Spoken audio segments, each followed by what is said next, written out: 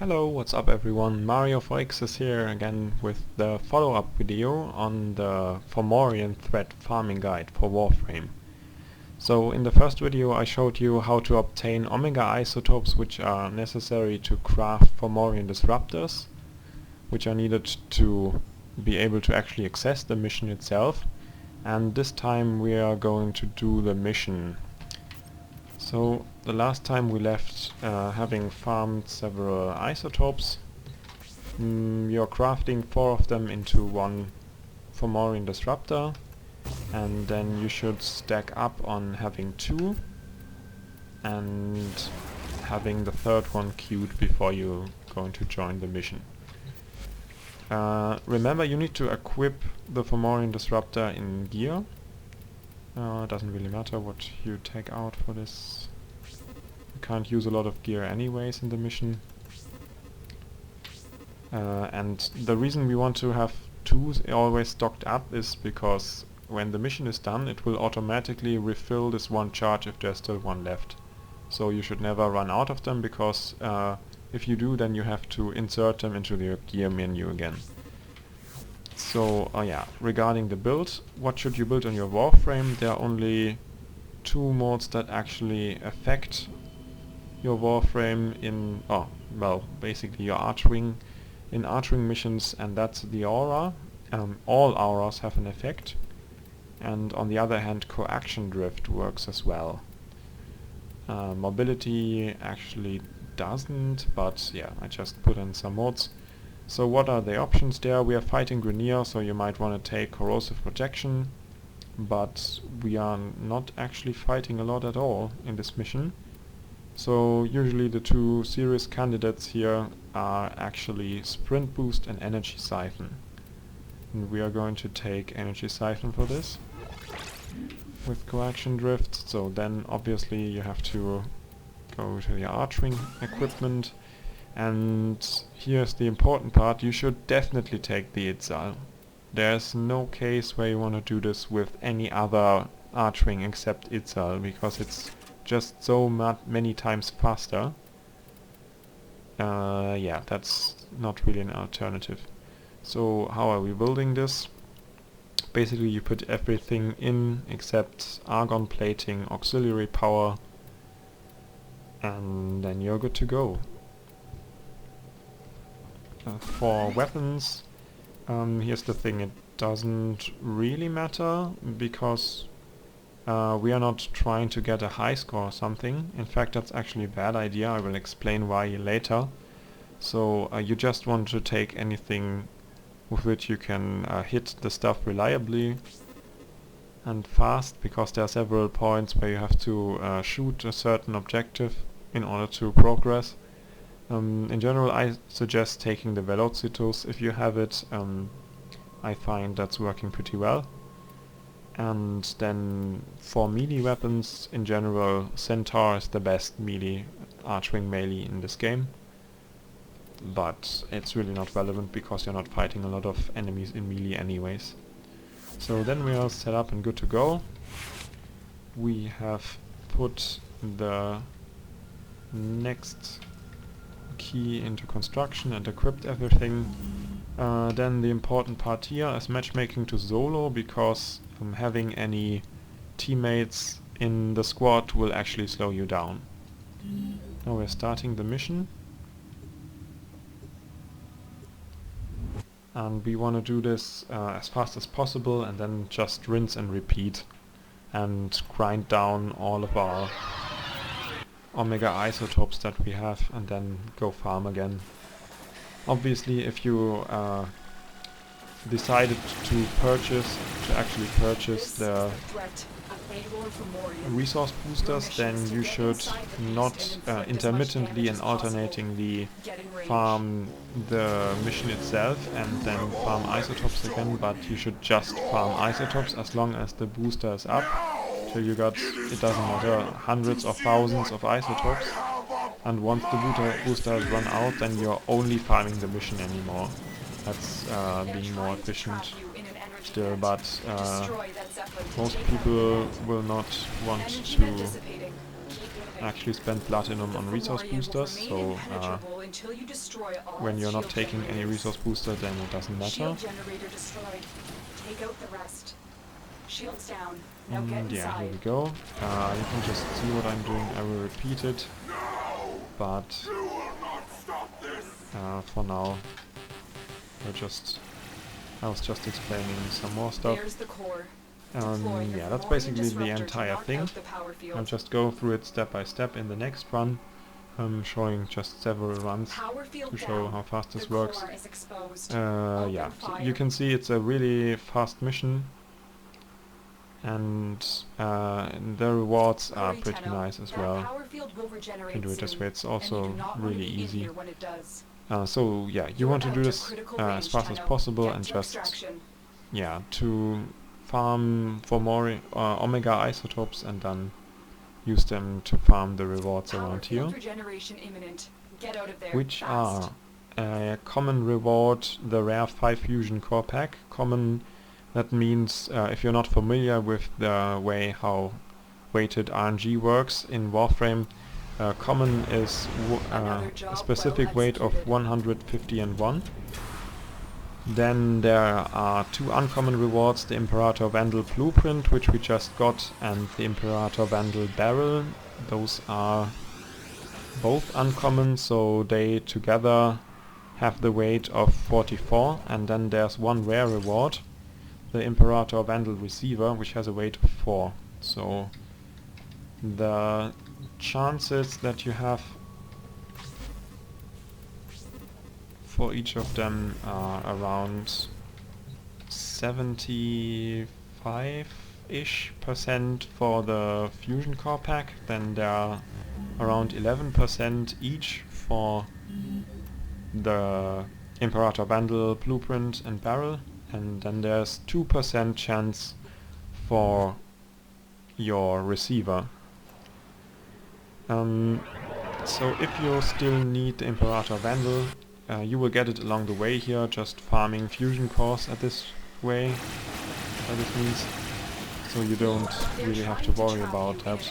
But actually, if you need a lot of runs to get the Imperator Vandal, or well, better to say all parts of the Imperator Vandal, then you shouldn't be surprised, because actually the expected value, how many times you need to do this mission in order to get each of the parts required to build Imperator Vandal at least once, is something I just calculated it before this video. It was 54, 56, something like this.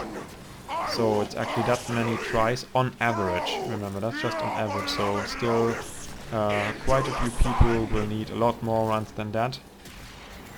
And some will get it sooner. More than 50% of people will have it sooner than this average value, therefore those who take still longer on average take more longer. Oh wait, that was a mistake.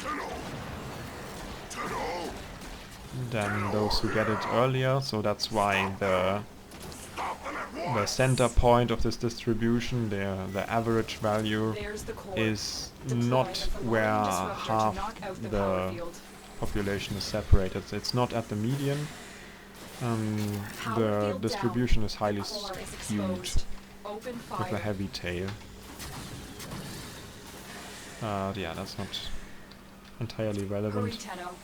You just need to know that on average it takes about 54 to 56 tries to just get all the parts together, so no worries about that. Most of the time you get fusion cores anyways, and it works pretty fast, as you can see. Yeah, so the mission takes a little bit less than 3 minutes if you're really fast. Mission complete. And that's a lot, well, it's a bit faster than doing a try-turn run excavation for the first 2 excavators in extracting. I did that recently again in a similar fashion as I showed in the older video. I think I'll give an update on this. I'm still basically using a Volt tactic because he's just the fastest and can still defend excavators in his absence. But I stopped the time for doing 10 consecutive runs as fast as I could, and it still took me a few seconds longer than 4 minutes on average. I was at 4 minutes and 9 seconds to get the two excavators consistently and extract. So yeah, then you have 25% chance for each to be fusion core packs, so that means that you have 50% of a fusion core pack on average, half a fusion core pack or 2.5 cores on average per run, which takes 4 minutes.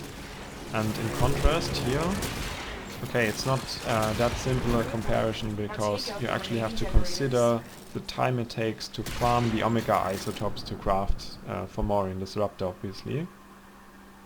But still, you saw how many we got in how short time.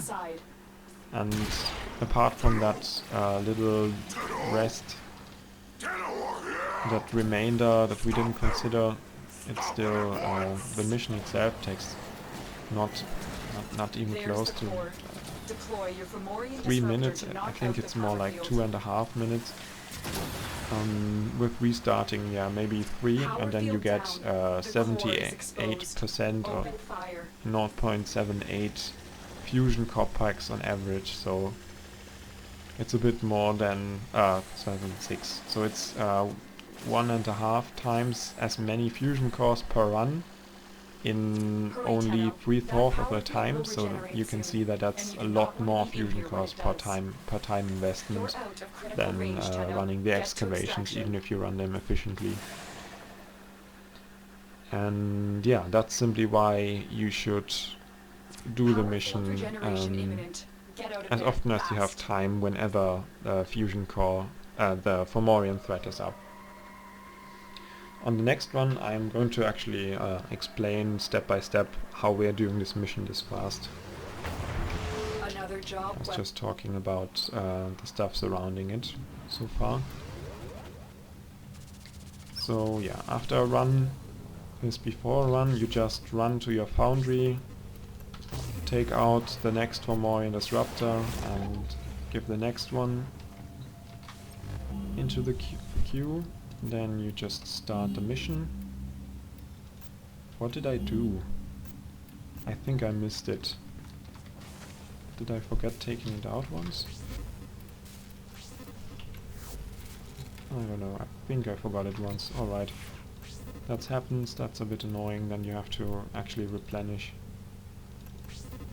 Okay, so it doesn't happen again, we are just waiting for this one and give the next.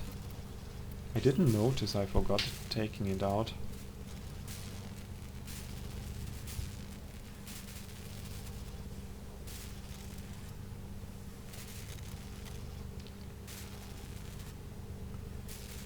I can see why here, it's just wasting several seconds, and that would stack up if we did it more often, so that's why you should try to make this this loop as time efficient as possible, and that's not just considering what you do in the mission, but also what you do in the ship and loading times and so on. So now we can go again, start the mission, solo mode.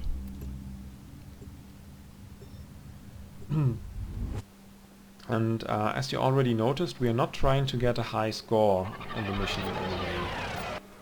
That's because it doesn't affect the rewards.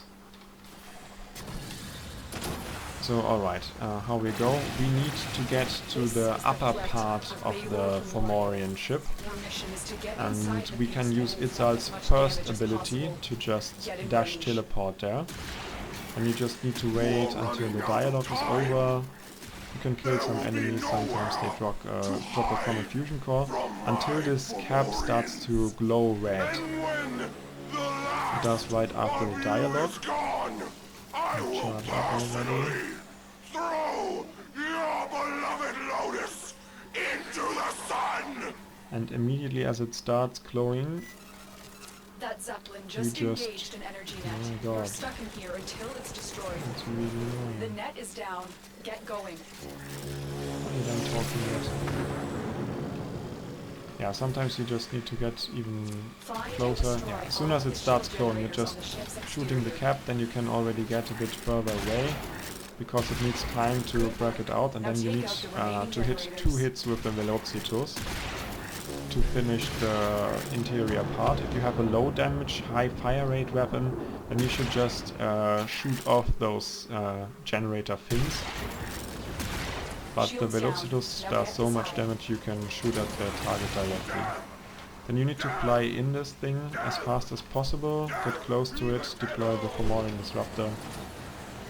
You can shoot like There's once their in there, cord. it Deploy your doesn't Fomorian matter. Disruptor to knock out the And power then you field. can already extract again and get into a safe distance.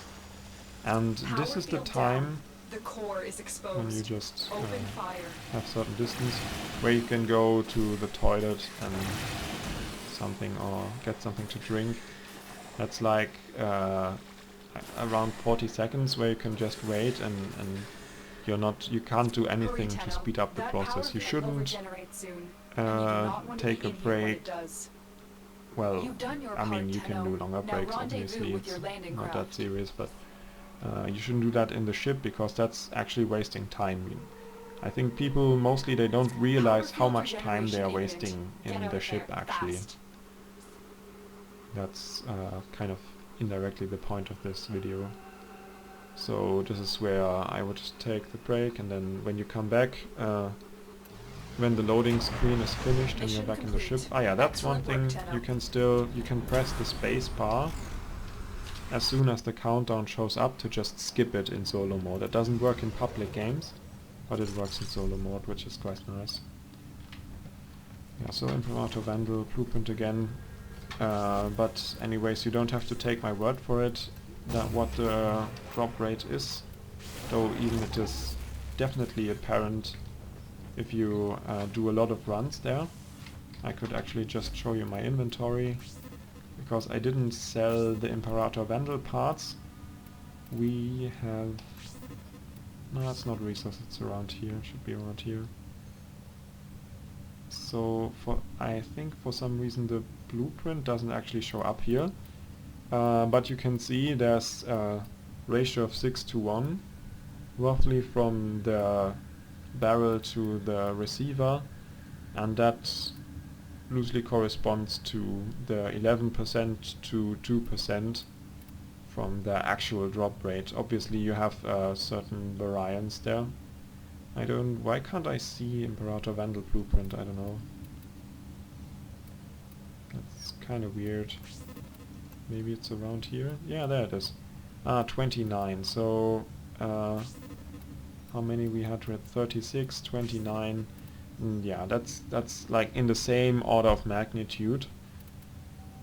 I didn't save amounts of fusion cores, because obviously I already used them up all the time, but yeah, you can see there's some evidence for the data, and it has been obtained. You can have a look at the repository that was recently released by Void Glitch on the mission reward tables, and he also did a read on Reddit regarding the weights and how they're being calculated. I also did several explanations on different occasions about it, and yeah, it's always the same, but for the sake of this one mission, it's just this 76 to 11 to 11 to 2% roughly.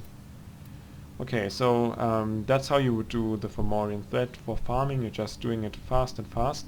So why didn't I shoot a lot into the core? Because obviously, I mean, I had the time.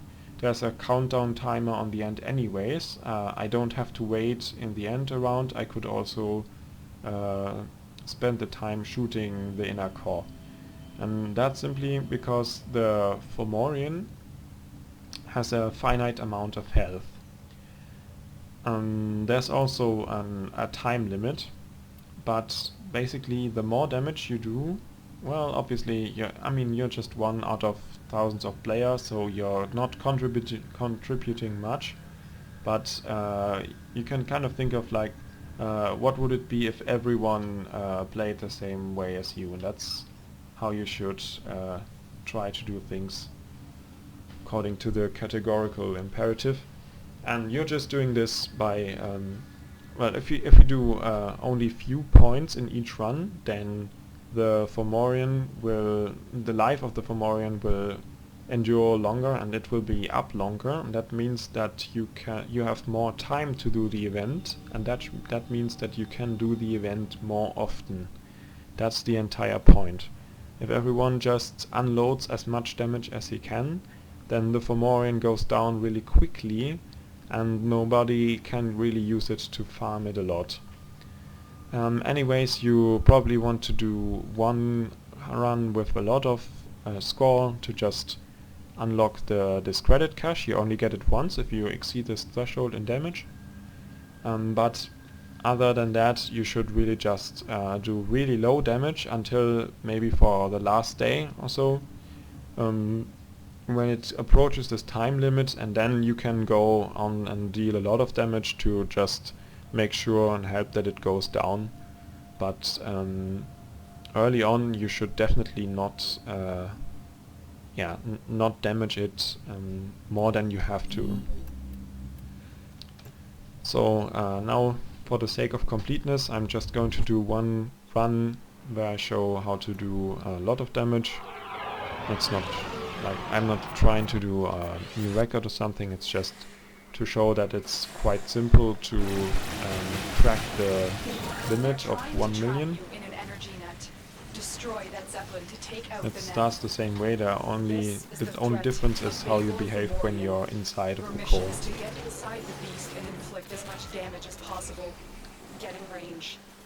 Yeah, so we're just waiting for the cap to lower it again. I can kill some enemies, which is, if you can see them, sometimes they drop common cores, obviously. Yeah, so once it's close.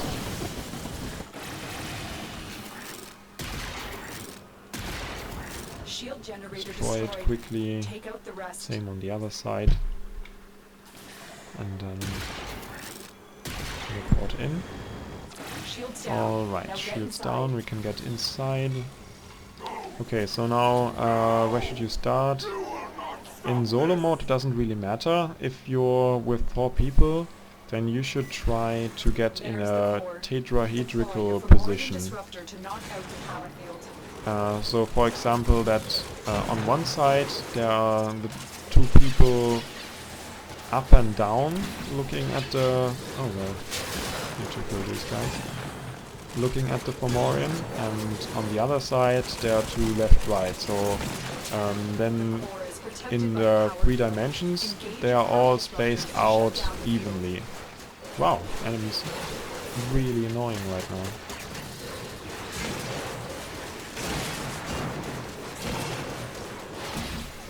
Yeah, they're spawning forever. But the countdown doesn't start yet, so... man, I really have no time. Yeah, so the difficulty around here is... where is it even coming from? Difficulty around here is obviously that you're being harassed by the others, but anyways, let's go. There are 16 of these power cells on the side of the Fomorian, and you should just shoot them to increase the multiplier to your overall damage. So you're just flying around the core, hit as many of them as you can. You can see obviously there's no point in flying a curve or something. And you just want to hit a lot of that and keep unloading stuff. Yeah, that was a terrible run. You can get, if you're like used to it and do a lot of runs, then you will see that you can do a lot more.